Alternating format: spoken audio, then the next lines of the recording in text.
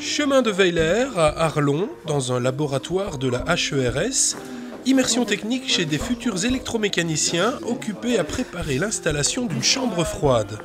Une opération qui comporte diverses étapes à enchaîner avec minutie et précision.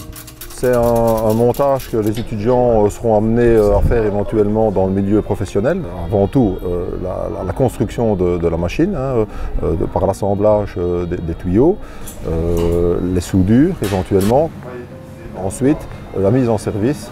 Et pour ce faire, il y a donc différentes opérations à réaliser, comme par exemple le tirage au vide, le cassage du vide par donc de l'azote déshydraté, et puis ensuite l'injection du fluide frigorigène dans la chambre froide, dans le circuit hydraulique.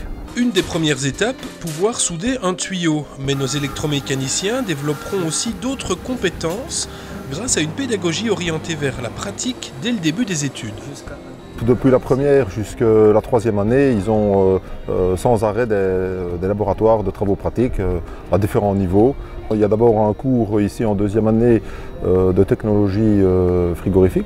Dans un autre cours plus théorique, là, il y a tout ce qui est dimensionnement de la chambre froide. Pour tester les fuites éventuelles, on utilise la mousse ou alors un détecteur qui détecte plusieurs sortes de gaz.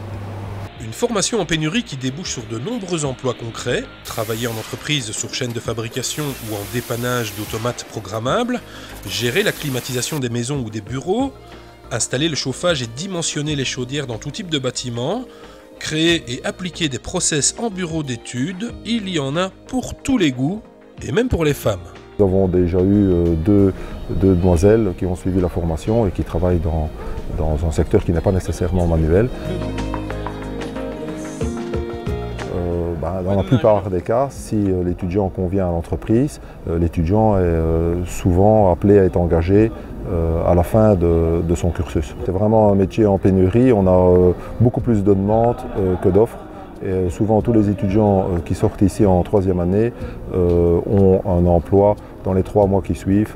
Pour en savoir plus sur cette formation d'avenir, rendez-vous le 1er juillet prochain sur le site d'Arlon pour une journée d'information et d'inscription. Et pour les passionnés de technique intéressés par l'ensemble de la mise en service d'une chambre froide ou par la soudure, rendez-vous sur nos tutos bientôt disponibles sur hers.be.